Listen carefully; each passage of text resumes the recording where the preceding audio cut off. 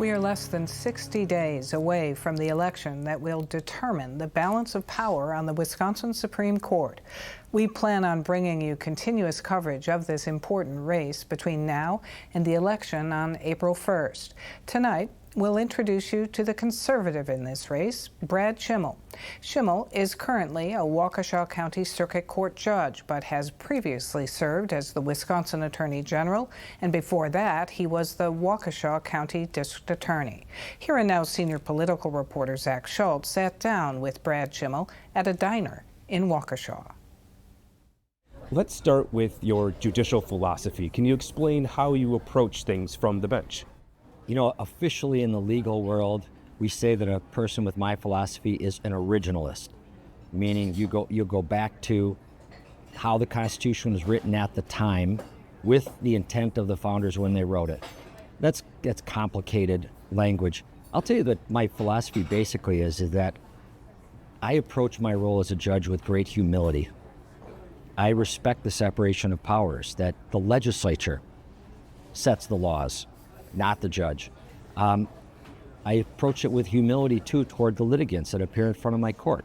I respect that they are entitled to their day in court, that they're entitled to have somebody that's going to listen to them all the way till the end of the case before I go deciding or making up my mind on things.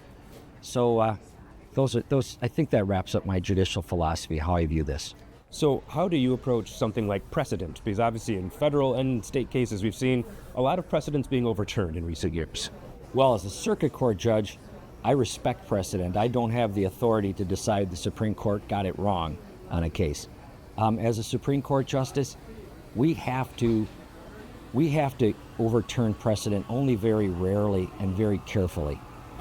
The whole system relies on stability, that people need to be able to predict what the law says so that lawyers can advise their clients. So everyday citizens can know what's going to keep them from getting sued for their actions, what's going to keep them out of trouble with the police, other things.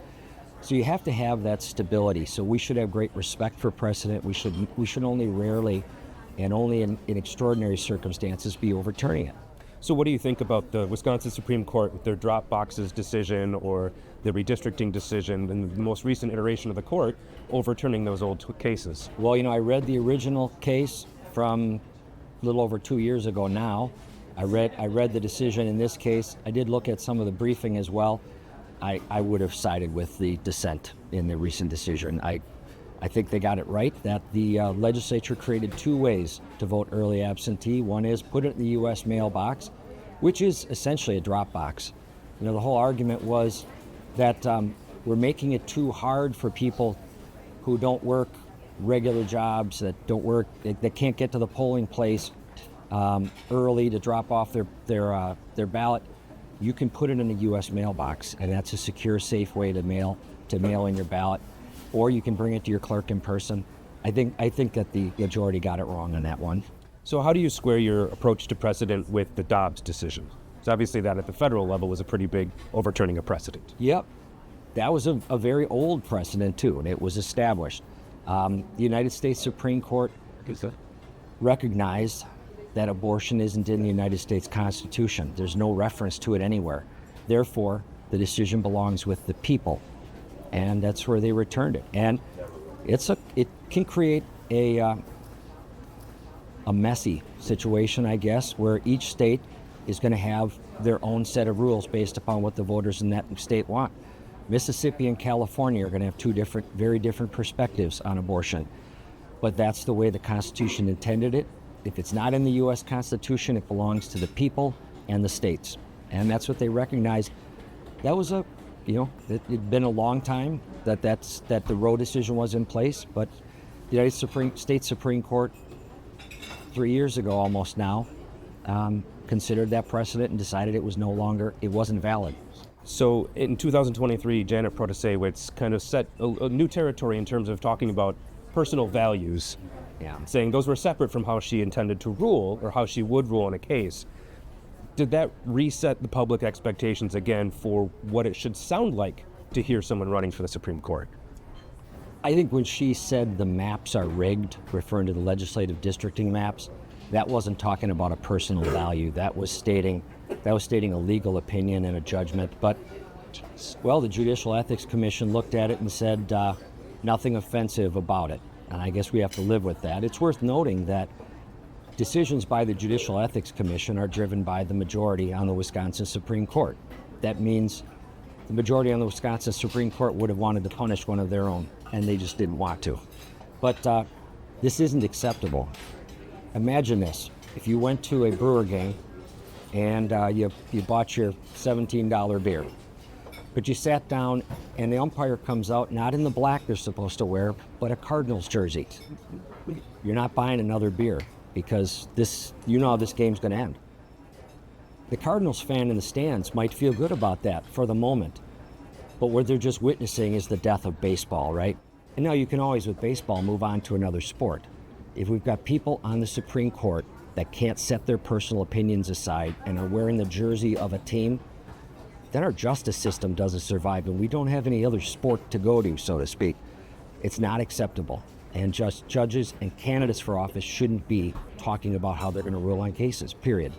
So there's going to be people watching this are going to say, well, you're a former Republican. You were the Attorney General of Wisconsin as a Republican. You've run statewide. How is that different? How do you explain to them the difference between running as a partisan versus running for this?